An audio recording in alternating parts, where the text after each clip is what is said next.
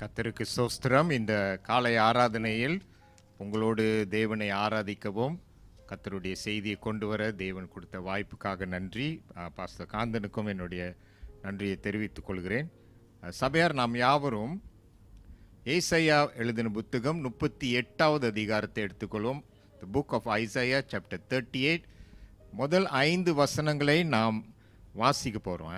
நாம் எல்லாரும் எழுந்திருந்து ஏசாயா எழுதின புத்தகம் 38வது அதிகாரம், ஐசாயா சாப்டர் 38, ஏசாயா 38வது அதிகாரம் வசனம் 1-5 வரைக்கும் நாம் எல்லாரும் எழுந்திருப்போமா? இந்த வசனம் வாசிக்கும் வேளையில் சகோதரன் தீமோத்தி நமக்கு வாசிப்பார். Are you the one who is reading? 38வது அதிகாரம் ஏசாயா 38 முதல் 5 வசனங்களை நாம் கவனிப்போமா? அந்நாட்களில் எசேக்கியா வியாதிப்பட்டு மரணத்துக்கு ஏதுவாய் இருந்தான். அப்பொழுது ஆமோத்சின் குமாரனாகிய ஏசாயா என்னும் தீர்க்கதரிசி அவனிடத்தில் வந்து அவனை நோக்கி, நீர் உமது வீட்டு காரியத்தை ஒழுங்குபடுத்தும், நீர் பிழைக்க மாட்டீர், மரித்து போவீர் என்று கர்த்தர் சொல்லுகிறார் என்றான். அப்பொழுது எசேக்கியா தன் முகத்தை சுவரப்புறமாக திருப்பிக் கொண்டு கர்த்தரை நோக்கி, கர்த்தாவே, நான் உமக்கு முன்பாக உண்மையும் மன உத்தமுமாய் நடந்து உமது பார்வைக்கு நலமானதை செய்தேன் என்பதை நினைத்தருளும் என்று விண்ணப்பம் பண்ணி எசேக்கியா மிகவும் அழுதான். அப்பொழுது ஏசாயாவுக்கு உண்டான கர்த்தருடைய வார்த்தையாவது, நீ போய் எசேக்கியாவை நோக்கி, உன் தகப்பனாகிய தாவீதின் தேவனாய் இருக்கிற கர்த்தர் சொல்லுகிறது என்னவென்றால், உன் விண்ணப்பத்தை கேட்டேன், உன் கண்ணீரை கண்டேன், இதோ உன் நாட்களோடு 15 வருஷம் கூட்டுவேன். தேங்க்ஸ். அமர்ந்திருப்போம். Let us be seated. நான் ஜெபிக்க விரும்புகிறேன். நாம் ஜெபிப்போம். கண்களை மூடி ஜெபிப்போம். ஆண்டவர் நம்மோடு பேசும்படிக்கு ஜெபிப்போம். கண்களை மூடி ஜெபம் செய்வோம். சோஸ்திரம் ஆண்டவரே, இந்த காலை ஆராதனையிலே தேவரீர் எங்களோடு இருக்கிறதுக்காக நன்றி. நீர் எங்களுடைய தேவன், நாங்கள் உம்முடைய பிள்ளைகள், உம்முடைய ஜனங்களாய் இந்த காலை நேரத்திலே ஆண்டவரே எங்களுடைய மனதார உம்மை தொழுது கொள்ள ஆராதிக்க எங்களை ஆசீர்வதித்தீர், கொடுத்தீர், எங்களை பலப்படுத்தினீர். இந்த ஆராதனை மூலமாக எங்களோடு இடைப்பட்டதுக்காய் நன்றி. அதே நேரத்திலே கர்த்தாவே, நாங்கள் கேட்க போகிற வார்த்தைக்காக நன்றி செலுத்துகிறோம். எங்களோடு பேசும். நாங்கள் வசனத்தை கேட்கிறவர்கள் மாத்திரமல்லாமல் அதன்படி செய்ய எங்களுக்கு கிருபை தாரும். எல்லா சரீர சோர்வுகள், பலவீனங்கள் நசரேனாகிய இயேசுவின் நாமத்திலே கடிந்து கட்டி நிர்மூலமாக்குகிறேன். சத்துருவானவன் இந்த வசனங்களை எடுத்து விடாதபடி இயேசுவின் நாமத்திலே அவனை நிர்மூலமாக்குகிறேன். நம்முடைய தெய்வ வல்லமை, தெய்வ ஆளுகைக்கு ஒப்பு கொடுத்து ஜெபிக்கிறோம். இயேசுவின் மூலம் ஜெபம் கேளும் பிதாவே, ஆமேன். இந்த வேதாகமத்திலே இஸ்ரவேல், யூதா என்ற 2 ராஜ்யம் இருந்தது. அந்த ராஜ்யத்தில் யூதா ராஜ்யத்துக்கு அரசாண்ட எசேக்கியா ராஜாவை குறித்து நாம் என்ன சொல்லப்பட்டது என்றால், அவருக்கு ஒரு செய்தி ஆண்டவர் அனுப்புகிறார். There was a message from God through the prophet Isaiah to Hezekiah, the king of Judah. யூதா ராஜ்யத்திலே ஆளுகிற இந்த எசேக்கியா ராஜாவுக்கு செய்தி அனுப்புகிறார். இவர் 25 வயதில் ராஜாவாக நியமிக்கப்பட்டார். He was reigning from 25 years old. From 25 years, 25 வயதிலிருந்து அவர் ராஜாவாக இருக்கும் பொழுது மொத்தம் அவருக்கு 54வது வருஷத்தில் அவர் இறந்து போனார். ஆனால் 25லிருந்து 39 வயது வந்த பிறகு இந்த செய்தி வந்தது. The message came from God that he will die when he was 39. இவருக்கு வயது 39 தான் என்ன செய்தி வந்தது?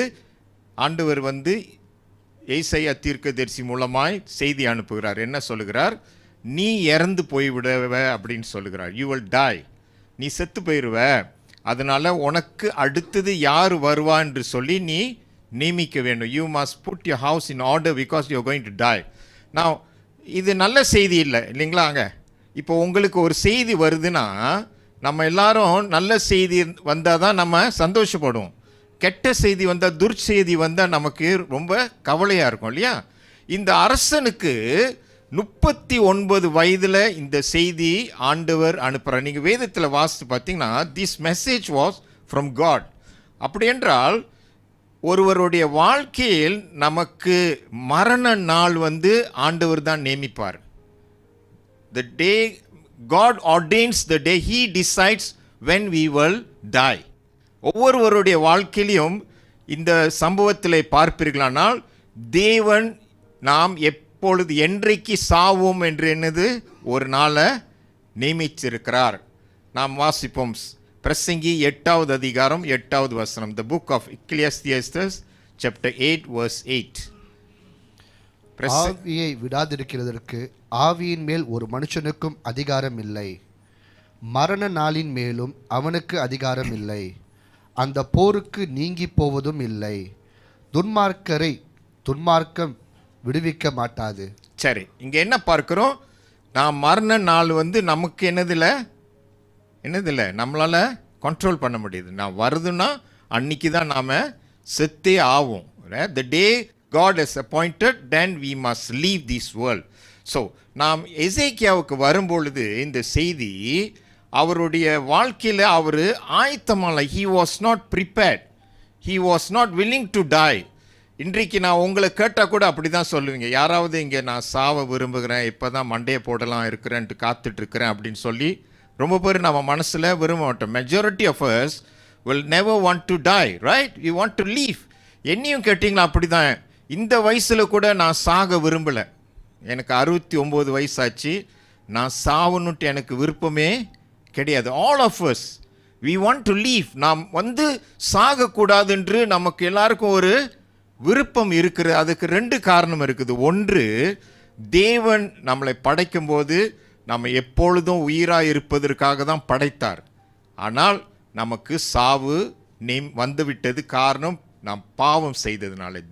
ஆதாம் பாவம் செய்ததுனால அந்த வீழ்ச்சியினாலே நமக்கு அந்த மரணம் வந்தது என்று வேதம் சொல்லுகிறது. அப்போ ஒன்று நாம் என்ன கவனிக்கும் என்றால், எசேக்கியா அரசனுக்கு இந்த செய்தி வந்த உடனே அவருக்கு ஒன்று வியாதி இருந்தது. he was suffering because of a disease. இந்த வியாதி நிமித்தம் நீ செத்துருவேன்ட்டு ஆண்டவர் சொல்லுகிறார். பொதுவாகவே நீங்கள் பார்த்தீங்கன்னா இந்த உலகத்தில் அநேகர் வியாதியில் தான் நம்ம சாவறதையும் பார்க்கலாம். இந்த அரசனுக்கும் அந்த வியாதி வந்தது. ஆனால் சிலர் தப்பிச்சிடறோம் இல்லைங்களா? ஒரு சிலருக்கு வியாதி என்ன செஞ்சிடறோம், நம்ம சுகம் அடைஞ்சிடறோம். we recover and so we continue our life. Some of us we die because of our illness. நீங்கள் 2 ராஜாக்கள் 13-14 வசனத்தை வாசித்து பார்த்தீங்கன்னா நம்மளெல்லாம் எடுத்துக்கொள்வோம். 2 Kings chapter 13 verse 14. திமுத்தி வாசிக்கிறீங்களா? அவன் நாட்களில் எலிசா மரணத்துக்கு ஏதுவான வியாதியாய் கிடந்தான். அப்பொழுது சரி, அவ்வளவுதான். நீங்க என்ன பார்க்கலாம்? எலிஷா ஒரு தீர்க்கதரிசி, ஒரு தெய்வ மனுஷன். Elisha was a godly man, a prophet. அவருக்கு கூட என்னது வந்ததுங்க? ஒரு வியாதி அதில் அவர் கஷ்டப்பட்டு செத்து போனார். அப்படின்னா ஊழியக்காரர்கள் கூட என்னது வியாதி வருகிறத பார்க்கலாம். Some like David Pawson, David Watson, இவங்களாம் ஒரு பெரிய ஊழியக்காரங்க. இவங்களுக்கெல்லாம் வியாதி தான் இறந்து போனாங்க. அப்படின்னா ஒருவருக்கு வியாதி வந்துருச்சுன்னா அவன் பாவம் செஞ்சதுனால வியாதி வந்ததுன்னு சொல்ல முடியாது. புரியுதுங்களா? It's not because of sin most of us die, because of the sickness. ஏன்னா நமக்கு இந்த சரீரமானது இந்த உலகத்தை பொறுத்த வரைக்கும் இது குறிப்பிட்ட காலம் வரைக்கும் தான் இது உயிராக இருக்க முடியும். அதனால் நம்ம எல்லாருக்கும் இந்த சரீரம் வயதாவாக என்னதாயிரோங்க, செயலும் குறைஞ்சிட்டே போயிடும், நமக்கு மரணம் வர வாய்ப்பு இருக்குது. ஸோ நாம் என்ன பார்க்கிறோம்? எசேக்கியா அரசனுக்கு இந்த செய்தி வந்த உடனே அவருடைய உள்ளத்தில் அவருக்கு ஏற்றுக்கொள்ள முடியல. he was not willing to accept that he is going to die. ரெண்டாவது, அவர் என்னதுங்க, ஆயத்தமா இல்லை. இப்போ நான் உங்களை கேட்டுனா சாகிறதுன்னு நீங்களாம் ரெடியா? தெரியல எத்தனை பேர் நீங்கள் சொல்லுவீங்க நான் ரெடி அப்படின்னு சொல்லி. நான் சிலர் சொல்லுவோம் நம்ம என்னது வெயிட் பண்ணிட்டோம், கொஞ்ச நாளாக நான் உயிராக இருந்தால் நல்லாயிருக்கும், ஏன்னா நான் இன்னும் கல்யாணம் பண்ணல, இன்னும் நான் என்னது நல்லா சம்பாதிக்கலை, இந்த உலகத்தில் இன்னும் நான் வசதியாக வாழலை, இன்னும் நான் வந்து எப்படி இருக்கணும், வசதியாக வாழ வரைக்கும் நான் என்ன செய்யக்கூடாது, இந்த உலகத்தை விட்டு போகக்கூடாது. பலருக்கு நமக்கு பல எண்ணங்கள் திட்டங்கள் இருக்குது இல்லைங்களா.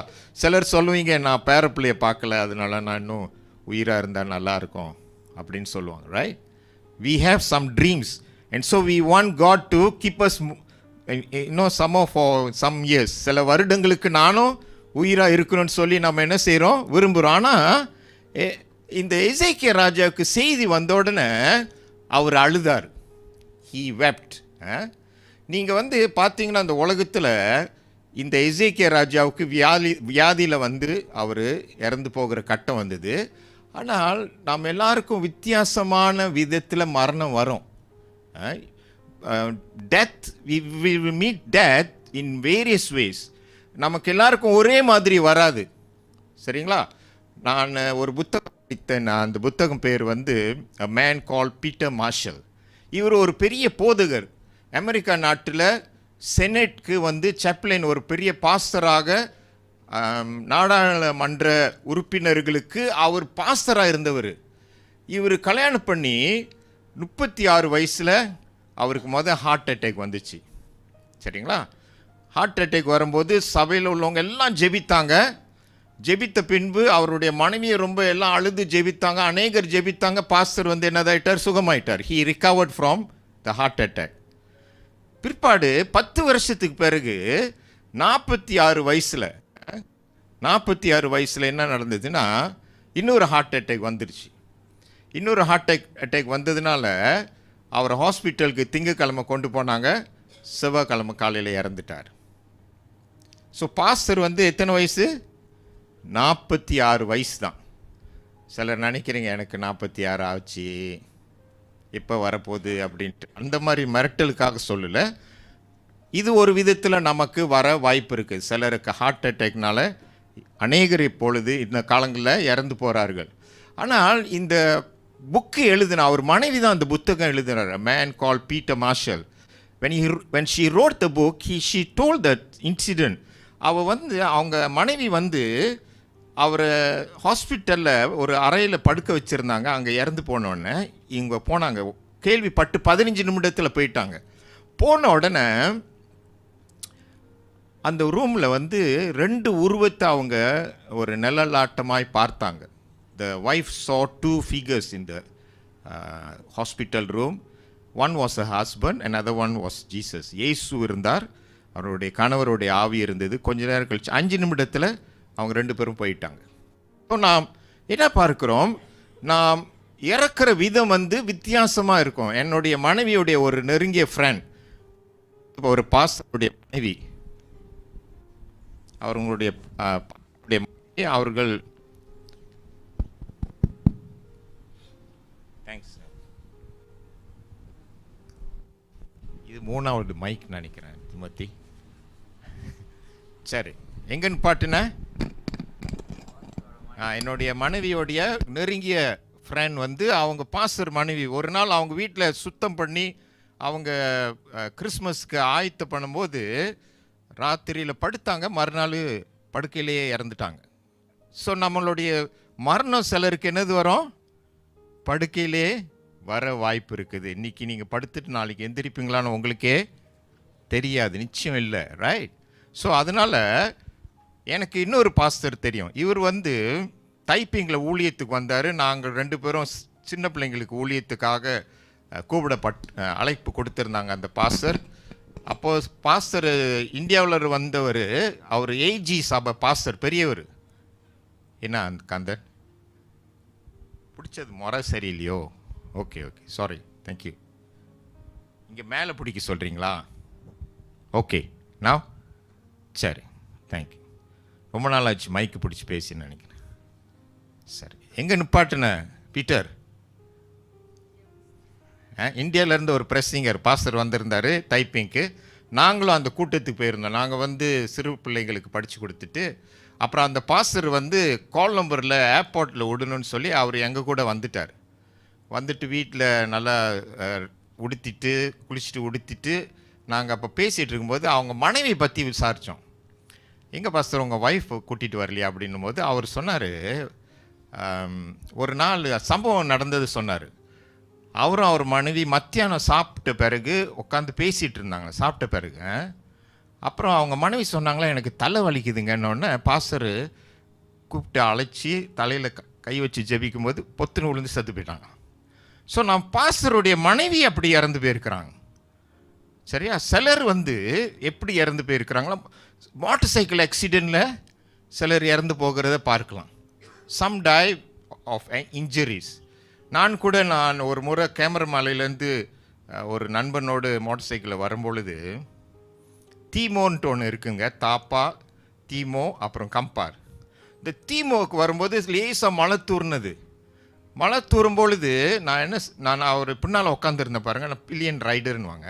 பின்னால் உட்காந்துருக்கும்போது அவர் மோட்டர் சைக்கிள் போகும்போது முன்னுக்கு ஒரு டாக்ஸி வந்துருந்துச்சு.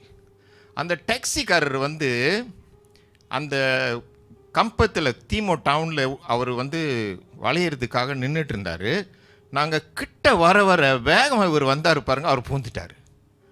அடித்த உடனே நான் என்ன செஞ்சுருந்தேன், அவரை பிடிக்கல. நான் பின்னால் உட்காந்துருந்தேன். நான் பிடிச்சா அப்புறம் அவருக்கும் ஆபத்து எனக்கும் ஆபத்துன்னு சொல்லி நான் பிடிக்கல. நான் சொன்னேன், ஆண்டவரே என் ஆவியை உங்கள் கையில் ஒப்பு கொடுக்குறேன்னா அந்த டாக்ஸி மேலே விழுந்து அங்கிட்டு கீழே விழுந்தேன். ஆனால் எனக்கு கால் அடி ஒண்டி தான், நான் சாகலை. சரிங்களா?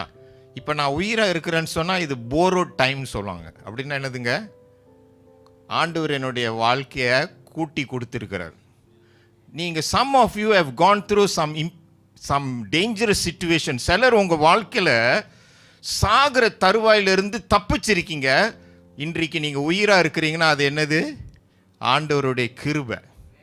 ஆண்டவர் நமக்கு என்ன கொடுத்துருக்கிற ஆயுசு நாட்களை இந்த உலகத்தில் இருக்கணும்னு சொல்லி வச்சிருக்கிறாரு. என்னுடைய வாழ்க்கையில் 3 முறை நான் செத்து இருக்கணும். ஆனால் இது நான் உயிராக இருக்கிறேன்னு சொன்னால் ஆண்டவர் எனக்கு ஆயுசு நாட்களை இந்த உலகத்தில் கூட்டி வைத்திருக்கிறார். சரிங்களா? ஸோ கர்த்தர் நம்மளுடைய வாழ்க்கை என்றைக்கு நாம் இறப்போம், எப்படி இறப்போம்னு சொல்லி அவருக்கு தான் தெரியும். அவர் தான் நம்மளை நியமிக்கிறாரு. இன்னொரு சம்பவம் சொல்லுகிறேன். இந்த வேர்ல்ட் ட்ரேட் சென்டர் உலக வேர்ல்ட் ட்ரேட் சென்டர் இது நியூயார்க்கில் இருக்குது. நீங்கள் 2001 வருஷத்தில் 2 ஏரோப்ளேன் போய் என்ன செஞ்சிச்சுன்னா அந்த கோபுரங்களை மோதுனாங்க, அட்டாக் பண்ணாங்க. ரைட்? ஸோ அந்த சமயத்தில் ஒரு டாக்ஸி டிரைவர், அவரை பற்றி நான் ஒரு புத்தகத்தில் வாசித்தேன், சோல் சர்வைவர்ன்ட்டு. அந்த டாக்ஸி டிரைவர் பேர் எடி. அவர் அந்த கட்டத்தில் அந்த பிளேன் மோது கீழே இருந்தார். சரிங்களா?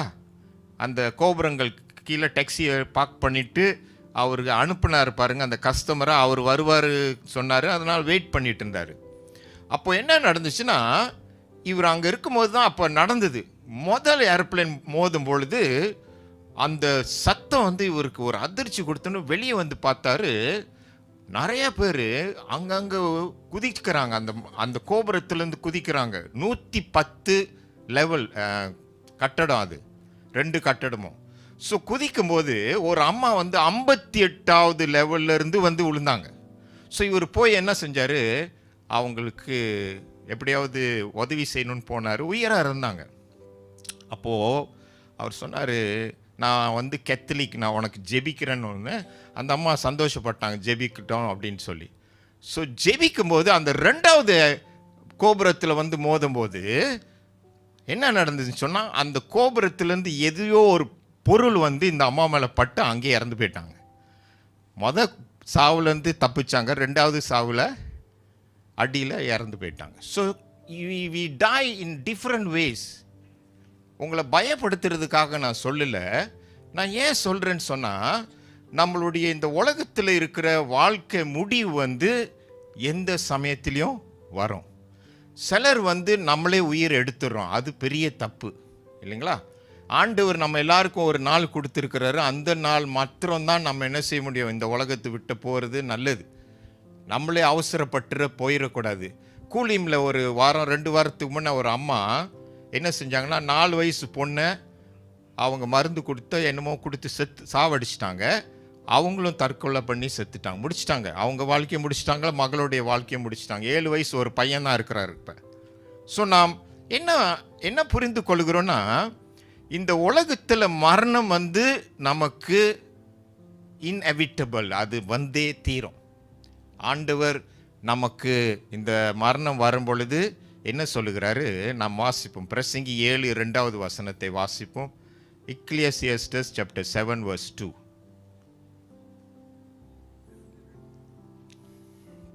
இந்த வீட்டுக்கு போவதிலும் துக்க வீட்டுக்கு போவது நலம்.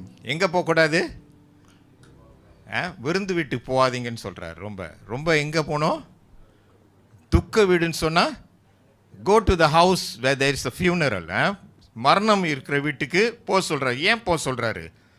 வாசிங்க, தீமோத்தேயு கண்டினியூ பண்ணுங்க அதை. இதிலே எல்லா மனுஷரின் முடிவும் காணப்படும். சரி, என்ன யோசிக்க சொல்றாரு? you will give thoughts to your death. நம்ம போய் துக்க வீட்டில் போனால் தான் நம்ம என்ன செய்கிறோங்க, நம்மளை சிந்திப்போம். நானும் ஒரு நாள் அங்கே என்ன செய்ய போகிறேன், இந்த பெட்டியில் என்ன செய்வேன், நானும் படுப்பேன். ஸோ நம்ம அதை அப்படி யோசிக்க மாட்டோம், ரைட்? ஆனால் அவங்க செத்து போனவங்களை பற்றி பேசிட்டு வந்துடுவோம். பட் வசனம் என்ன சொல்லுது, நீங்கள் துக்க வீட்டுக்கு போகிறது நல்லது. Because you will give thought to your final டே. நீங்கள் எப்பொழுது இறக்க போகிறீங்க அதை குறித்து நீங்கள் யோசிங்க. Prepare your self. நீங்கள் எசேக்கியா ராஜாவுக்கு என்னது இல்லைங்க, ஆயத்தம் இல்லை. He was not prepared to tie because he was 39. அவர் 2 காரணம் சொல்கிறாரு, நான் ஏன் சாவக்கூடாது அப்படின்ட்டு. அவர் கண்ணீர் விட்டு அழுதுகிட்டு ஆண்டவர்கிட்ட சொன்னார். என்ன சொன்னார் சொன்னோமா தெரியுமாங்க? நான் ஏன் சாவக்கூடாதுன்னு, ஆண்டவரே எனக்கு 39 வயசு தான். I am young, I am in my prime age, I want to leave சமோ. ஆண்டவரே நீ எப்படி என்னுடைய உயிரை எடுக்க முடியும்? நான் இன்னும் வாலிபனாக இருக்கு, 39 வயசு தான், எப்படி நீங்கள் என்னுடைய உயிரை எடுக்க முடியும்? அவர் அழுதார். 2வது என்ன சொன்னார், நான் செத்து போனேன்னா ஆண்டவரே இந்த உயிரோடு இருக்கிற ஜனங்களோடு நான் இருக்க மாட்டேன். நான் என்ன செஞ்சிருவேன், எங்கேயோ போகிறேன் ஆண்டவரே, எனக்கு தெரியாத இடத்துக்கு நான் போகிறேன். அதனால் ஐ want to leave with my fellow man. என்னுடைய வாழ்ந்த மக்களோடு நானும் என்ன செய்யணும், நானும் வாழணும் ஆண்டவரே அப்படின்னு சொல்லி அழுதாரு. நீங்கள் 3வது வசனத்தை வாசிப்போம். ஏசாயா 38:3 வசனம். கர்த்தாவே, நான் உமக்கு முன்பாக உண்மையும் மன உத்தமுமாய் நடந்து உமது பார்வைக்கு நலமானதை செய்தேன் என்பதை நினைத்தருளும் என்று விண்ணப்பம் பண்ணி எசேக்கியா மிகவும் அழுதான். சரி, எசேக்கியா என்ன செஞ்சாருங்க? ஏன் அழுதாரு தம்பி? ஏன் அழுதாரு? ஏன் அழுதாரு? ஏன் நீங்கள் போர்டை பார்க்காதீங்க, நான் உங்ககிட்ட கேட்குறேன். ஏன் அழுதாரு? துக்கத்தில் அழுந்தாரு. இன்னொன்று என்னது, சாவ போகிறேன் ஆண்டவரே அப்படின்னு சொல்லி என்னது, அவருக்கு ஒரு பயம், ஒரு வேலை.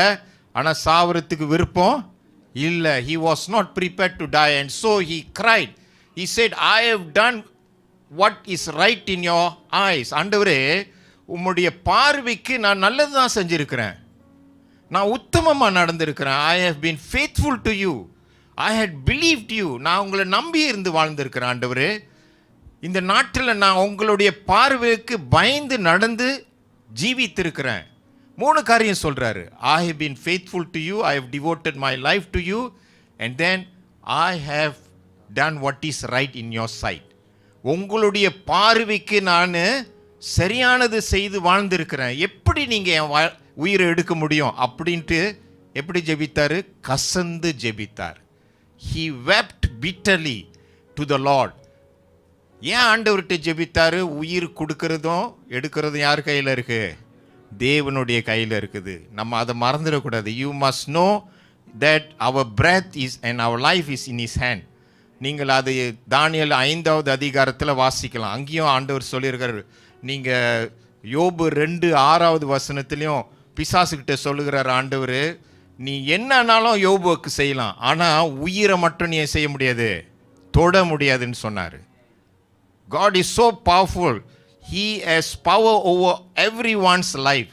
ஒவ்வொருடைய மூச்சு உயிர் கர்த்தருடைய கரத்தில் இருக்குது. அவர் தான் தீர்மானிக்கணும். ஸோ ஆண்டவர்கிட்ட அவர் அழுவும் பொழுது ஆண்டவருடைய மனசு கேட்கல. சரிங்களா? நம்ம அழுகிறத ஆண்டவர் பார்த்து என்ன செய்ய மாட்டார்? பைபாஸ் பண்ண மாட்டார், தாண்டி போக மாட்டார். இந்த மனுஷனுடைய அழுகிற சத்தத்தை ஆண்டவர் கேட்டார். அவருக்கு சாவ விருப்பம் இல்லைன்று ஆண்டவர்கிட்ட சொல்லும் பொழுது காரணத்தை சொன்னார். ஆண்டவர் அவருக்கு 15 வயது கூட்டி கொடுத்தார். நம்ம எல்லாரும் வாசிப்போம். 2 ராஜாக்கள், 2 Kings சாப்டர் 18 verse 2. அவன் ராஜாவாகிற போது 25 வயதாயிருந்து எருசலேமிலே 29 வருஷம் அரசாண்டான். கவனிங்க, 25 வயதில் ராஜாவானார். நான் உங்களை தான் கேட்க போகிறேன். He became king when he was 25 years old, and then 29 years he reigned. 29 வருஷம் என்ன செஞ்சார்? ராஜாவாய் இருந்தார். அப்போ அவர் எத்தனை வருஷம் வரைக்கும் வாழ்ந்திருப்பார்? இல்லை, எப்படியா? 25 நான் என்ன அது உங்கள்கிட்ட கணக்கு இல்லை, 29 வயசும் சேர்த்து பாருங்க. 48 54, சரியா? 54. இந்த உலகத்தில் ஆண்டவருடைய விருப்பம் என்ன தெரியுமாங்க? சங்கீதம் 90 10வது வசனத்தில் பார்த்தீங்கன்னா, மனுஷனுடைய ஆயுசு நாட்கள் 70, பலத்தின் மிகுதினால் 80. நம்ம 80 வரைக்கும் இருக்கணும் ஆஃபிஷியலி. ஆண்டவருடைய கணக்குப்படி நம்ம எல்லாரும் 80 வயதில் தான் மண்டையை போடணும். ஆனால் ரொம்ப பேர் என்ன செஞ்சிடறாங்க? 50 60லலாம் போயிடுறாங்க, ரைட்? ஆனால் எசேக்கியா ராஜா 54 வயசில் இறந்து போனார். ஏன் தெரியுமாங்க? இந்த 39 சாவ வேண்டியது ஆண்டவர் 15 வருஷம் கூட்டுத்தாரு. எத்தனை வயசு ஆயிடுச்சு? 54 இறந்து போனார். ஓகே, நான் சாவு நான் சொன்ன பாருங்க பல விதத்தில் வருகுதுன்ட்டு நான் இன்னும் ஒரு காரியத்தை சொல்ல விரும்புகிறேன். சிலருக்கு சாவு ஆனந்தி, ரைட்டா ஆனந்தி? என்ன நீங்கள் சரியா? ஓகே, சாவு சில சமயத்தில் தேவன் தண்டிப்பார். Sometimes people are judge, God divine judgement. அப்படின்னா என்ன தெரியுமாங்க? தேவன் ஒரு சிலரை வேதாகமத்தில் அவர் அடிச்சே கொண்டு போட்டார். ஏரோது ராஜா, நீங்கள் அப்போஸ்தலர் நடபடிகள் 12வது அதிகாரத்தில் வாசித்து பார்த்தீங்கன்னா, அவரை தேவதூதன் அடித்தார். நாபால்ட்டு ஒரு மனுஷன் 1 சாமுவேல் 25வது அதிகாரத்தில் படிச்சிங்கன்னா, அந்த மனுஷனையும் அவருக்கு ஹார்ட் அட்டாக் வந்துச்சு. 10 நாள் உயிராக இருந்தார். ஆண்டவர் அடித்தார், செத்து போயிட்டார். அபிஹூட் நாடாப்னு சொல்லி லேவியராக புத்தகத்தில் 2 ஆரோனுடைய எக்ஸிடஸ், ஆரோனுடைய மகனுங்க அபிஹூட் நாடாப்னு சொல்லப்பட்ட 2 பேர் தேவனுடைய ஆலயத்தில் தப்பான தீயை கொளுத்துனதுனால ஆண்டவருடைய கோபம் அந்த 2 ஆசாரியர்களும் இறந்து போனாங்க. ஸோ சில சமயத்தில் தேவனுடைய கோபம் சிலருக்கு வந்துச்சுன்னா என்னது? அவரை செத்து போயிடுவார். அதனால் நாம் எல்லாத்துக்கும் ஆண்டவர் தான் நம்மளை தண்டிக்கிறாருன்ட்டு நாம் என்ன செய்யக்கூடாது? ஆண்டவர் மேலே பழி போடக்கூடாது. ஓகே, நான் இப்பொழுது மரணம் வரும்பொழுது என்ன நடக்குது நம்ம வாழ்க்கையில்? when death comes, what happens? முதலாவது நாம் என்ன தெரிந்து கொள்ளணும் என்றால், நான் இன்னொரு சம்பவத்தை சொல்லிடுறேன். நம்ம இந்தியா பிரைம் மினிஸ்டர் பேர் என்னது? மோடி இல்லை, நரேந்திர மோடி, ரைட்? இவர் இடத்துல ஃப்ரீட்மேன் பாட்காஸ்டில் ஒரு பேட்டி அளித்தாங்க, ஒரு இன்டர்வியூ வச்சாங்க, சரிங்களா? இன்டர்வியூ பேட்டி அளிக்கும் போது அட் ரெண்டம் திடீர்னுட்டு அந்த பேட்டி அளித்தவர் ஒரு கேள்வி கேட்டார். பிரைம் மினிஸ்டர் கேட்டார், நீ உனக்கு சாவுனா பயமான்னு கேட்டார். ஐயோ எஃப்ரைட் டு டை, சாவறதுக்கு உனக்கு பயம் இருக்குதான்ட்டு யார்கிட்ட? பிரைம் மினிஸ்டர்கிட்ட கேட்டார். அவர் என்ன சொன்னார்னா, சாவு எல்லாருக்கும் வரும்யா, அது எல்லாருக்கும் வர்றதுனால நம்ம என்ன செய்யணும்? அதை ஏற்றுக்கொள்ளணும்.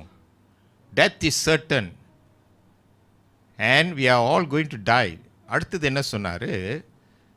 இந்த மரணம் வர்றதுக்கு முன்னே நம்ம இந்த உலகத்தில் நல்ல வாழ்க்கை செய்யணும், மற்றவங்களுக்கு பிரயோஜனமாக இருக்கணும், மற்றவங்களுடைய வாழ்க்கைக்கு சிறப்பான வாழ்க்கை அமைக்கிறதுக்கு பிரயோஜனம் உள்ளவங்களாக இருக்கணும்.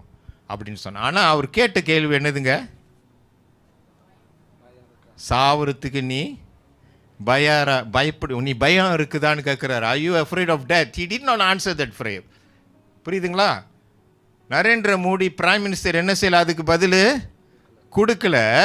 ஆனால் இந்த காரியங்களை சொல்லி முடிச்சிட்டாரு. ஆனால் வேதத்தில் நாம் வாசிக்க போகிறேன், எல்லாரும் எடுத்துக்கொள்வோம். எபிரேயர் 2வது அதிகாரம் வசனம் 14-15. Hebrews chapter 2 verses 14 and 15 if you read, ஆதலால் பிள்ளைகள் மாம்சத்தையும் இரத்தத்தையும் உடையவர்களாய் இருக்க அவரும் அவர்களைப் போல மாம்சத்தையும் இரத்தத்தையும் உடையரானார். யாரு? இயேசு. நீங்கள் எபிரேயர் 2:14 பார்த்தீங்கன்னா என்ன சொல்லியிருக்குது? இயேசுவும் நம்மளை போல மாம்சத்திலையும் இரத்தத்திலையும் இந்த உலகத்தில் வந்து ஜீவித்தார். புரியுதுங்களா? இயேசு இந்த உலகத்தில் வந்து என்ன செஞ்சார்? மாம்சத்தையும் இரத்தத்தையும் உடையவரானால் மரணத்துக்கு அதிகாரியாக, 15வது வசனம், மரணத்துக்கு 14, மரணத்துக்கு அதிகாரியாகிய பிசாசானவனை தமது மரணத்தினால் அழிக்கும்படிக்கும். யாருடைய மரணத்தினால?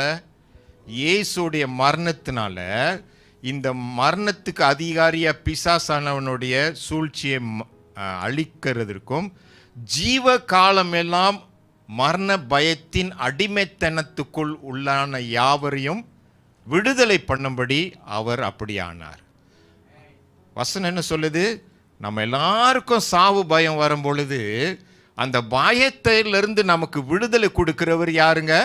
இயேசு.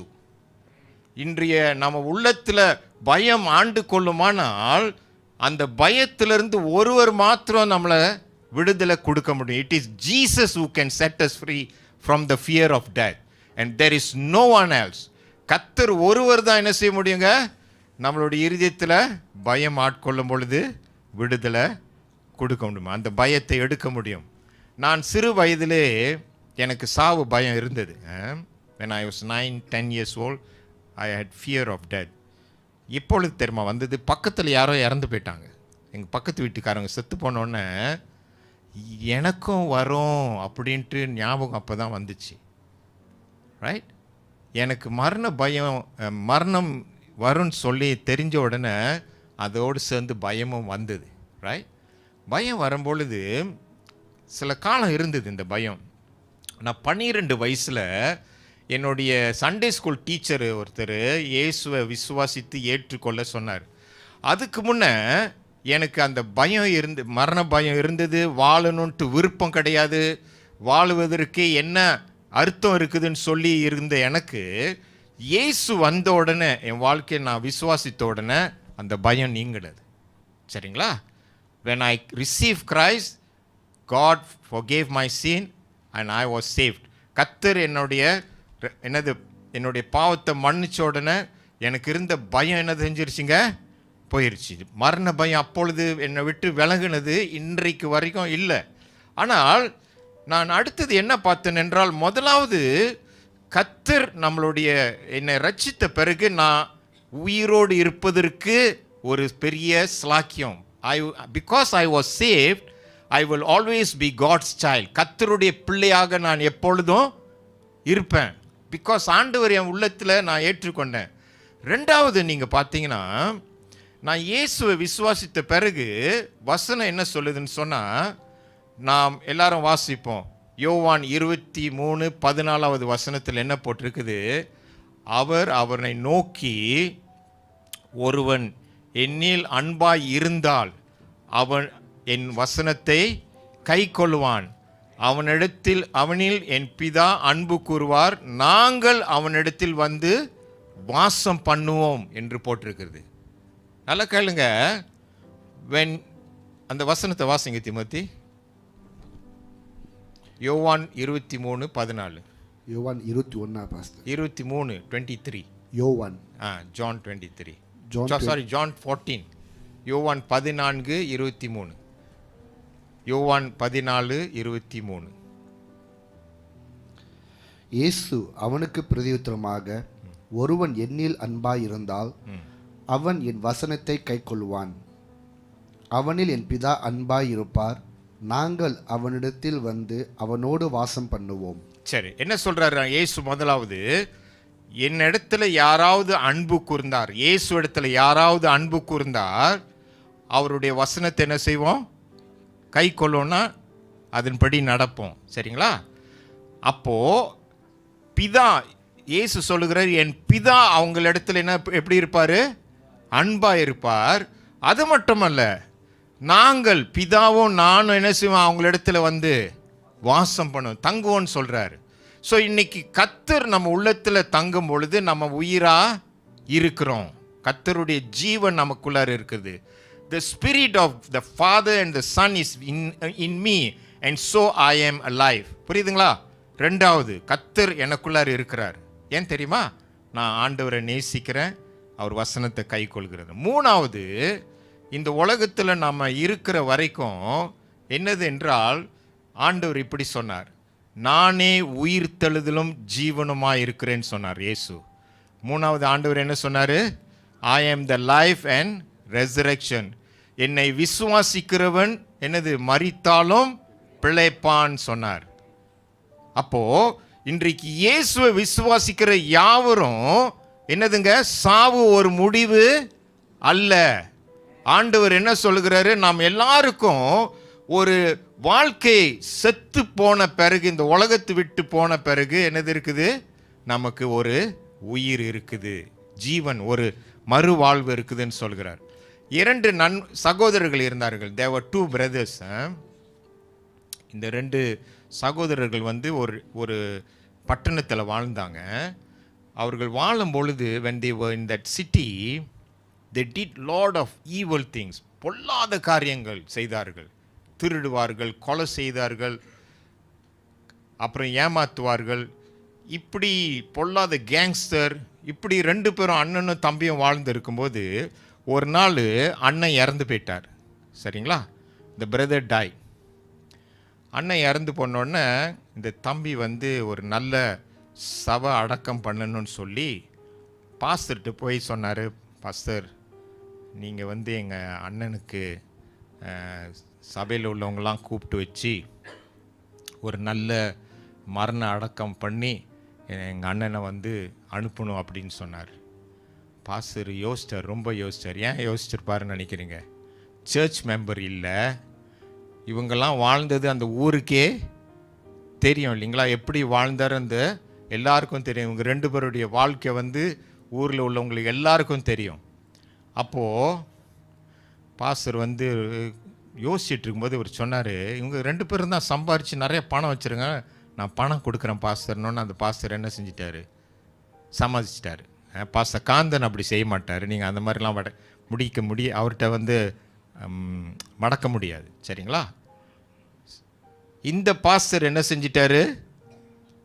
பணம் பார்த்த உடனே என்ன செஞ்சிட்டாரு? நான் செய்கிறேன்னு சொல்லிட்டாரு. பிறகு கொஞ்ச நேரம் கழித்து அந்த தம்பி சொன்னார், பாஸ்டர், இன்னும் ஒரே ஒரு விருப்பம். என்ன விருப்பம்னா, இந்த அடக்க ஆராதனையில் சில நல்லதாக சொல்லுவாங்க தெரியுமா? எல்லாரை பற்றி பார்த்துருக்கீங்களா? அந்த வேக் சர்வீஸ் சொல்லுவாங்க, ரைட்? இந்த அடக்க ஆராதனைக்கு முன்ன ஒரு ஆராதனை இருக்கும். அடக்க ஆராதனையிலையும் சிலர் வந்து சொல்லுவாங்க அவரை பற்றி, ரைட்? ஒருத்தர் செத்து போயிட்டாங்கன்னா அவங்கள பற்றி என்ன செய்வாங்க? நல் வார்த்தை கூறுவாங்க, obituary. They will come and tell about the people, right? The person who died. அப்போ இந்த தம்பி சொல்கிறாரு அண்ணன்ட்ட பார்த்து, பாஸ்டர், இன்னும் ஒரே ஒரு ஆசை என்னதுன்னா, எங்கள் அண்ணன் வந்து பரிசுத்தவான்ட்டு நீங்கள் சொல்லணும் அப்படின்னு சொன்னார். யார் அவர்? அவங்க அண்ணன் யாரா? இந்த பிரசங்க சமயத்தில் எங்கள் அண்ணன் வந்து ஒரு பரிசுத்தவான். அவருக்கு கஷ்டமாயிருச்சு. பாஸ்டருக்கு சம்மதிச்சிட்டாரு ஆராதனைக்கு. 2வது என்னதாயணுமா? இவர் பரிசுத்தவானா? யார் பரிசுத்தவான்? யார் ஒரு பரிசுத்தவான்? தேவனுக்கு பயந்து இயேசுவை விசுவாசிக்கிறவங்களாம் யாருங்க? பரிசுத்தவான்கள். ஸோ இப்போ அண்ணனுக்காக இவர் இப்படி பேசணும்னு சொன்னோன்னே பாஸ்டர் என்ன செஞ்சார்? ரொம்ப யோசித்தார், கடைசியில் சம்மதிச்சிட்டார். ஆராதனை சமயத்தில் அவர் அண்ணனை பற்றி என்ன தெரியுமா சொன்னார்? வந்திருக்கிறவங்கள பற்றி, இந்த அண்ணன் வந்து ரொம்ப பொல்லாதவர், தப்புலாம் செய்தவர். இந்த பிரதர் வந்து ரொம்ப மோசமான மனுஷர். ஆனால் அவங்க அண்ணன் தம்பியோடு இவர் ஒரு பரிசுத்தவான் அப்படின்னு சொல்லி முடிச்சிட்டார். புரியுதுங்களா? ஸோ நாம் இந்த உலகத்தில் நம்மளுடைய வாழ்க்கையில் நீங்கள் என்ன புரிஞ்சுக்கணுன்னா, உலகத்தை விட்டு போகும்போது 2 காரியத்தை நீங்கள் புரிஞ்சுக்கணும். நீங்கள் ஆண்டவரோடு இருக்கணும்னு சொன்னால் என்ன நடக்கணும், என்ன செய்யணும். அதுக்கு முன்னே சாவுன்னு சொல்லும் போது when you tell about death, மரணம்னு சொன்னால் என்ன நடக்கும்? 2 காரியம் நடக்கும். ஒன்று, இந்த சரீரத்தை விட்டு ஆவி என்ன செய்யும்? என்ன செஞ்சிடும்? பிரியிறது தான் மரணம். Separation. Death is separation. And so when you die your spirit will and soul will leave you. உங்களை விட்டு செத்து போன கையோட என்ன செஞ்சிருங்க? ஆவியும் ஆத்மாவும் வெளியேறும். விலகுன உடனே அந்த சரீரம் செயல்படாது. The body cannot move, will not have life when the spirit leaves. நாம் வாசிப்போம் 2 கொரிந்தியர், எல்லாரும் எடுத்துக்கொள்ளும். 2 கொரிந்தியர் 5வது அதிகாரம் 8வது வசனம். 2 Corinthians chapter 5 verse 8. இப்போ நாம் என்ன யோசிக்கிறோம்? செத்து போன உடனே என்ன நடக்கும்னு சொன்னால், நம்ம சரீரத்தை விட்டு ஆவியும் ஆத்மாவை நம்ம விட்டு என்ன செஞ்சிடும்? விலகிறோம். வாசிங்க. நாம் தைரியமாகவே இருந்து இந்த தேகத்தை விட்டு குடிபோகவும் கர்த்தரிடத்தில் குடியிருக்கவும் அதிகமாய் விரும்புகிறோம். சரி, பவுல் என்ன சொல்றாரு? இந்த தேகம் சொன்ன என்னது? இந்த உடம்பை விட்டு நாம ஆவி என்ன செஞ்சிடும்?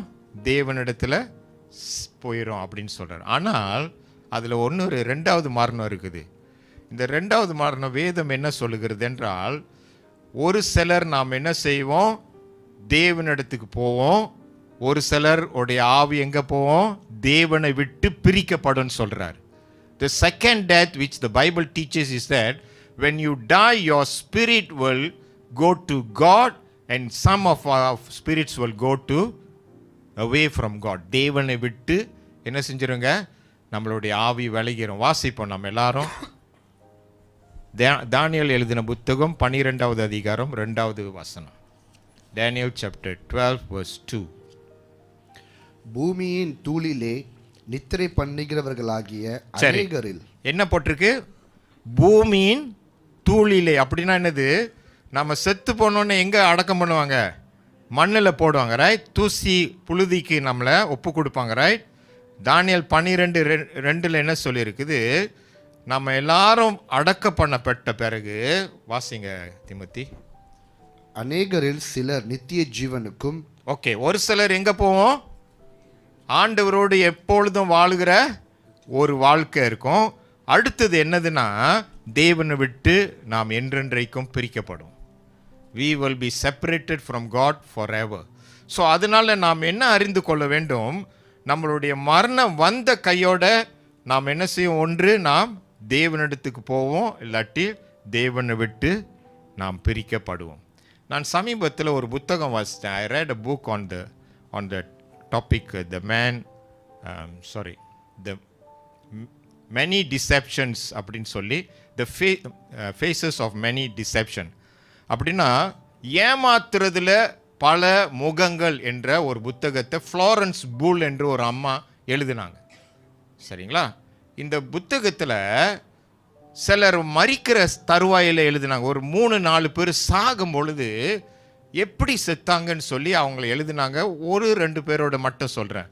ஒரு ஐயா இந்த அம்மாவுடைய பக்கத்து வீட்டுக்காரவங்க, அவர் இறக்கும் போது ஒரே சத்தமாக இருந்துச்சான். இந்த புக்கு எழுதினாங்க பாருங்க, அவங்க வீட்டு பக்கத்துக்காரன். It was so loud, he was screaming.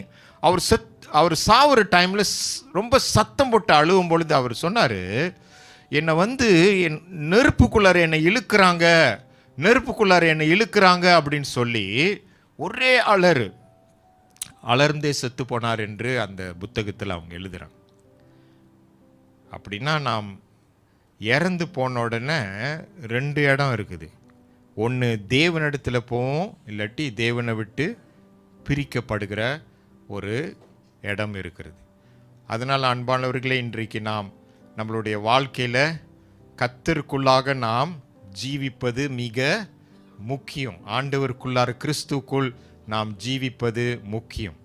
இன்னொரு காரியத்தை சொல்லி நான் முடிக்க போகிறேன். நீங்கள் இயேசுடைய உபதேசத்தில் பார்த்தீங்கன்னா when Jesus taught about resurrection, ஆண்டவர் வந்து ஒரு சமயத்தில் அவர் போதித்தார். என்ன போதினா, இயேசு இடத்துல ஒரு கேள்வி கேட்டாங்க. நம்ம எல்லாரும் வாசிப்போம். Matthew chapter 22 verse 23.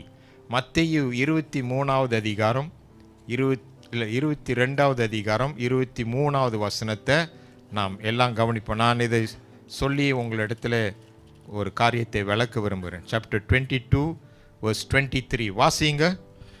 உயிர்த்தெழுதல் இல்லை என்று சாதிக்கிற சதுசேயர் அன்றைய தினம் அவரிடத்தில் வந்து. சரி, நல்ல கேளுங்க. என்ன கேள்வி தெரியுமா? யார் இவங்க? சதுசேயர்கள் வந்து they were priest, high priest. They raised a question to Jesus. ஏன் அவங்க ஒரு கேள்வி எழுப்பினார்கள்னா, இவங்களுடைய நம்பிக்கை என்னதுங்க? உயிர்த்தெழுதல் இல்லை அப்படின்னா செத்து போடணும்னா ஒரு வாழ்க்கை கிடையாது. அதான் அவங்களுடைய நம்பிக்கை. இந்த உலகத்தில் ஒரு சிலர் அப்படி இருக்கிறாங்க. Some of us in this world, they believe there is no life after death. எத்தனை பேர் அப்படி இருக்கீங்க? கையை உயர்த்துங்க பார்ப்போம். எத்தனை பேர் இங்கே நான் செத்த உடனே முடிஞ்சிச்சிங்க, அவ்வளோதான், வாழ்க்கை இந்த உலகத்தோடு முடிஞ்சிச்சு? யாராவது இருக்கிறீங்களா? சிலர் இருக்கிறாங்க. இந்த சதுசேயர்களும் அப்படிப்பட்டவர்கள். The Sadducees believe there is no resurrection and there is no life after death. புரியுதுங்களா? ரைட்? அப்படிப்பட்டவங்க அப்போ எங்கே போவாங்க நினைக்கிறீங்க? தேவன் இடத்துல போக மாட்டாங்க. ஏன்னா இயேசு சொன்ன வார்த்தை என்ன தெரியுமாங்க? அவர் தான் என்னது? உயிர்த்தெழுதலும் ஜீவனமாக இருக்கிறாரு. ஸோ அவரை விசுவாசி காட்டி அவரை விட்டு என்ன செய்யப்படுவோம்? விளக்கப்படும். If you don't believe that Jesus is your life, அந்த வசனத்தையும் யோவான் 11:25 வாசிங்க. John chapter 11 verse 25. இயேசு அவளை நோக்கி, நானே உயிர்த்தெழுதலும் ஜீவனுமாய் இருக்கிறேன். என்னை விசுவாசிக்கிறவன் மரித்தாலும் பிழைப்பான். சரி, ஆண்டவர் என்ன சொல்றாரு? நான் வந்து உயிர்த்தெழுதலும் ஜீவனமாக இருக்கிறேன். கர்த்தர் இன்றைக்கு யாரெல்லாம் அவரை விசுவாசித்தா, கடைசி மட்டும் அவரை விசுவாசித்தவர்களுக்கு தான் என்னது இருக்குங்க? அவரோடு உயிரோடு எழுப்புவார். இல்லாட்டி அவர்கள் இழந்து விடுவார்கள். You must believe Jesus until the end. இறுதி வரைக்கும் விசுவாசத்தில் நிலைத்திருந்தால் தான் நமக்கு என்னதுங்க? உயிர்த்தெழுதல், நித்திய ஜீவன். ரைட். கடைசியாக நாம் 1 கொரிந்தியர் 15வது அதிகாரத்தில் நாம் என்ன ஆவோம், நம்ம உடம்புக்கு என்ன ஆவோம், உடலுக்கு என்ன ஆவோம் என்று சுருக்கமாய் அதோடு நான் செய்தியை முடிக்க விரும்புகிறேன். 1 கொரிந்தியர் 15வது அதிகாரம் நாம் 52-53வது வசனத்தை வாசிப்பீங்களானால் இப்படி போட்டிருக்குது. என்ன போட்டிருக்குன்னா, ஆண்டவர் வந்து இறுதி எக்காலம் ஊதும் பொழுது மரித்தவங்கள் வந்து என்ன நடக்கும், செத்து போனவங்களுடைய உடல் என்ன நடக்கும் நினைக்கிறேன். அந்த கடைசி தேங்க்ஸ்மா. இதில் நீங்கள் என்ன பார்ப்பீங்கன்னா, செத்து போனவங்களுடைய உடல் வந்து ஆண்டவரை விசுவாசிக்கிறவங்களுக்கு இந்த அழிவு உள்ளது அழியாமையை தரித்து கொள்ளும் போட்டிருக்குது. அப்படின்னா இந்த உடம்பு இருக்குல்லங்க, இந்த உடம்பு இருக்கிற வரைக்கும் இது வந்து நித்திய காலமாக இந்த உடம்பு நமக்கு இருக்க போகிறதில்ல. செத்து போன உடனே இது என்ன செஞ்சிடும்? அழுகி நாத்தம் அடைஞ்சிரும். This is perishable, it will be destroy. இதை நீங்கள் வந்து என்ன செய்ய முடியும்? எவ்வளோதான் பத்திரப்படுத்தினாலும் இது என்ன செய்யும்? இந்த உடம்பு கட்டாயமாக அழுகிறோம். ரைட்? அப்போது இயேசு உயிர்த்தெழுதல் நமக்கு கொடுக்குற அந்த நாளில் என்ன நடக்கும்னா, இந்த அழிவு உள்ளது என்ன செய்யும்? அழியாத ஒரு சரீரத்தை ஆண்டவர் நமக்கு கொடுப்பார். அப்படின்னா இந்த சரீரம் வந்து ஒரு புதிய சரீரத்தை எடுத்துக்கொள்ளும். யாருக்கெல்லாம்? கர்த்தரை விசுவாசிக்கிறவங்க. Those who have died in the Lord, when they are raised, they will put on a imperishable body. அது என்ன செய்யாதுங்க? அழியாத ஒரு சரீரம். ரெண்டாவது, சாவுக்கா ஏதுவான இது சாகாமையை தரித்து கொள்ளும். அப்படின்னா இந்த உடம்பு செத்து போக வேண்டியது, செத்து போகிறதுனால தான் நமக்கு என்னது? சாவாத இம்மார்டல், சாகாத உடலை ஆண்டவர் நமக்கு கொடுப்பார். அப்படின்னா உயிர்த்தெழுதல் நடக்கணும்னா என்ன நடக்கணும் சொல்லுங்க பார்ப்போம். ஒருவருடைய வாழ்க்கையில் உயிர்த்தெழுதல் நமக்கு வரணும்னு சொன்னா என்ன நடக்கணும்? சைமன் சொல்லுங்க சைமன். இந்த உடம்பு சாகாதது தரித்து கொள்ளணும்னு சொன்னா, அழிவு உள்ளதை அழியாதது தரித்து கொள்ளணும்னு சொன்னா, what must happen before you are resurrected? யாரோ சொல்றீங்க? இல்ல அதுக்கு முன்ன யாரோ சொல்றாங்க. லூசி என்ன சொன்னீங்க? நீங்களா? யாரோ இங்க சாகணும். என் மனைவி சொல்லிட்டாங்க, இந்த சரீரம் சாகணும். நம்ம செத்தாதான் என்னது? நல்ல செய்தியா கெட்ட செய்தியா? கெட்ட செய்தி. சாவுறது நமக்கு நல்ல செய்தி. என்னடா இவர் வேற எதெல்லாமா சொல்றாருன்ட்டு வசனம் அப்படிதான் சொல்லுது. செத்து போறவங்களுக்கு நல்ல செய்தி. ஆண்டவர் என்ன செய்வார்? இந்த சாவுறது அழிவு உள்ளது இதை அவர் உயிர் தெழுதும் பொழுது எப்படி இருக்குங்க? அழியாம தரித்து கொள்ளுறதுக்கு நமக்கு சரீரம் ஆண்டவர் தருவார். ஆனால் கிறிஸ்துவ விசுவாசிக்கணும். பாஸ்டர் சொன்ன மாதிரி நான் இப்போ அடிக்கடி செத்து போயிட்டா என்ன நடக்கும் அப்படிலாம் யோசிச்சிருந்த காலத்தில் தான் இந்த செய்தி ஆண்டவர்கிட்ட என்கிட்ட பேசினார். என்ன சொன்னார்? நீ சாவணும். செத்தாதான் என்னது உனக்கு உனக்கு உனக்கு ஒரு புதிய சரீரம் உனக்கு கிடைக்கும். நான் நினச்சிட்டு இருந்தேன், என்ன தெரியுமா நினச்சிருந்தேன்? நான் செத்து போயிட்டேன்னா என் மனைவி பிள்ளைகளெல்லாம் விட்டுட்டு போகணுமே, இவ்வளோ நாளாக நம்ம அவங்களோடு வாழ்ந்துட்டோமே, அவங்கள விட்டு போயிடுவோமே அப்படின்னு சொல்லி ஒரு வருத்தம் இருந்தது. ரெண்டாவது, இனிமேல் இவங்களெல்லாம் பார்ப்போமா அப்படின்னு சொல்லி மனசில் வந்துக்கிட்டே இருந்தது. திருப்பி அவங்களெல்லாம் பார்ப்போமா, அதே போல் நம்ம இருப்போமா, சரிங்களா? பல யோசனை வந்தது. நம்மளுடைய சாவை நினைக்கும் போது எனக்கு வருத்தமாக தான் இருந்துச்சு. I'm going to lose so many things. பல காரியங்களை நான் என்ன செஞ்சிருவேன்? இழந்துருவேனே. ஓகே. அதே நேரத்தில் இன்னொன்று என்னதுன்னா, நம்ம இங்கே விட்டுட்டு நம்ம எங்கே போகிறோம் அப்படிலாம் போட்டு மனசை குழப்பிட்டு இருந்தபோது இந்த வார்த்தைகள் என்ன தெரியுமா எனக்கு கொடுத்தது? நான் இப்போ என்ன சொல்லி நான் ஜெபிச்சுட்டு இருக்கேன், ஆண்டவரே நான் சாவும்போது, சாவறதுக்கு முன்னே, காலம் வரும்போது நான் சந்தோஷமாக இருக்கணும் அப்படின்னு நான் ப்ரே பண்ணிகிட்ருக்கிறேன். நீங்கள் பலருடைய வாழ்க்கையில் பார்த்தீங்கன்னா கவலையாகவே இருப்பாங்க. சாவ போகிறாங்கன்னு எப்படி இருப்பாங்க? இந்த வியாதி நம்மளை போட்டு வாட்டுடான்னு வாட்டுது. நம்ம தான் மண்டையை போட போகிறோம் போல இருக்குது. ஐயோ நான் சீக்கிரம் போகக்கூடாது அப்படிலாம் பிணைத்திட்டுருமோம் சிலர் பார்த்தீங்கன்னா. உங்களுக்கெல்லாம் இல்லை, உங்களுக்கும் அந்த பயம், அந்த சிந்தை வராது. வயசாக அந்த யோசனை ரொம்ப வர ஆரம்பிச்சிடும். நீங்கள் 40-50 தாண்டிட்டிங்கன்னா, ரைட், 50 தாண்டின உடனே இந்த யோசனை வரும். அப்போ நான் சொன்ன ஆண்டவர்கிட்ட, நான் ஆண்டவரே சிலர் பார்த்துருக்கேன், பலரை பார்த்துருக்கேன், சாவறதுக்கு முன்னே ரொம்ப துக்கமாக, தே ஃபீல் வெரி டிப்ரெஸ். ஐயோ போகிறோமே அப்படின்னு சொல்லி ஒரே கவலையில் வருத்தத்தில் இருப்பாங்க. ஆனால் நான் மட்டும் என்ன செய்ய விரும்புகிறேன்? ஆண்டவரே சந்தோஷமாக போக விரும்புகிறேன். ஏன்? ஒன்று, நான் கர்த்தர் இடத்துல திரும்புகிறேன், கர்த்தர் இடத்துல போய் சேர்றேன். ஆண்டவர் என்னை ரட்சித்து அவருடைய பிள்ளையா என் கூட இப்போ உயிரோடு இருக்கிற தேவன் இடத்துல நான் போய் சேர போகிறேன். அதான் பெரிய சந்தோஷம். ரெண்டாவது, நான் என்ன செய்கிறேன்? இந்த செத்து போனாதான் எனக்கு என்ன சரீரம் கிடைக்கும்? சாவாத சரீரம், அழியாத சரீரம். அப்போதான் எனக்கு கிடைக்கும். சந்தோஷமான செய்தியா இல்லையா? ஏன்னா அது சந்தோஷம் படுகிறேங்க, ஏன்னா அதை சந்தோஷமாக ஏற்றுக்கொள்கிறேன்.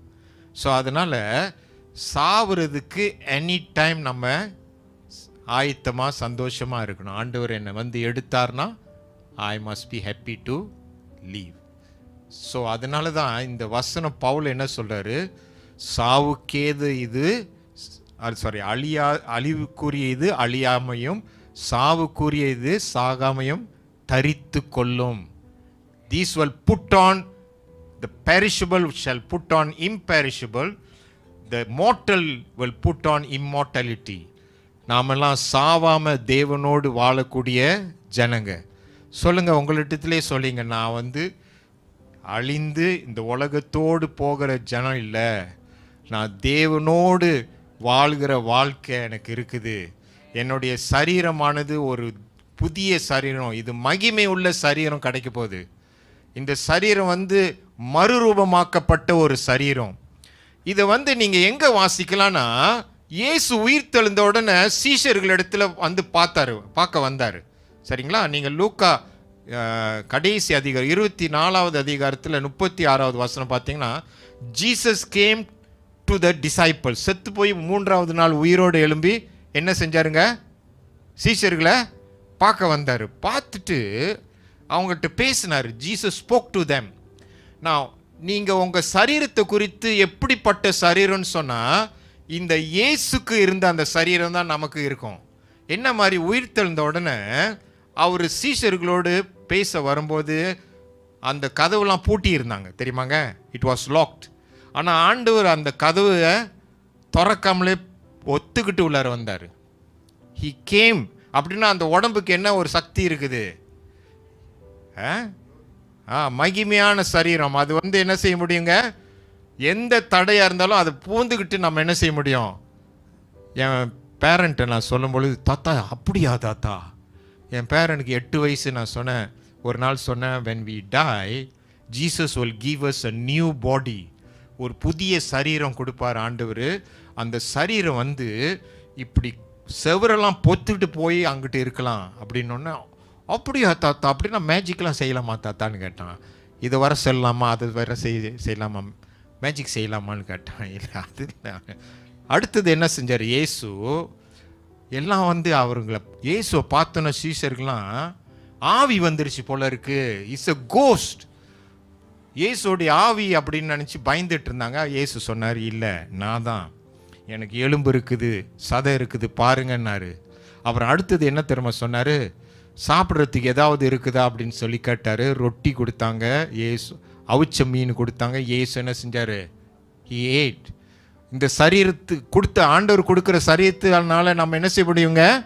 சாப்பிட முடியும், உணர முடியும். We can touch, you can feel the person. So அது வந்து ஸ்பெஷலான ஒரு உடம்பு. நான் இது உங்களுக்கு கதை சொல்லலைங்க, என்னமோ அம்புலி மாமா கதை இல்லாட்டி ஒரு மாய வித்த கதை சொல்ல, இது வசனம் சொல்லியிருக்கு.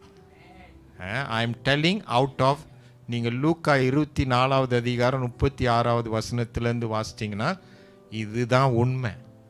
ஸோ நீங்களும் நானும் உங்களுடைய அடக்க ஆராதனைக்கு நான் வரும்போது நீங்களாம் சிரிச்சுக்கிட்டே போயிருக்கணும். மண்டையை போடும்போது எப்படி போனோம்? சிரிச்சுக்கிட்டே தான். அவங்க முகத்தை பார்க்கும்போது என்னது புன்னக சிரிப்போடு போயிருக்கிறாங்க பாருங்கள். ஒரு தேவ தூதனுடைய முகம் மாதிரி இருக்குது அப்படின்னு சொல்லணும். புரியுதுங்களா? எப்படி இருக்கணும்? சந்தோஷமாக இருக்கணும். கர்த்தர் இடத்துல நான் திரும்புகிறேன், என் கூட இந்த உலகத்தில் இருந்த ஆண்டவரோடு நான் வாழ போகிறேன். ஒன்று. இரண்டாவது, இந்த உடலுக்கு புதிய உடலை ஆண்டவர் நமக்கு கொடுக்குறார். கர்த்தருக்கு ஸ்தோத்திரம். நம்ம எல்லாரும் கண்களை மூடி ஜெபிப்போம்.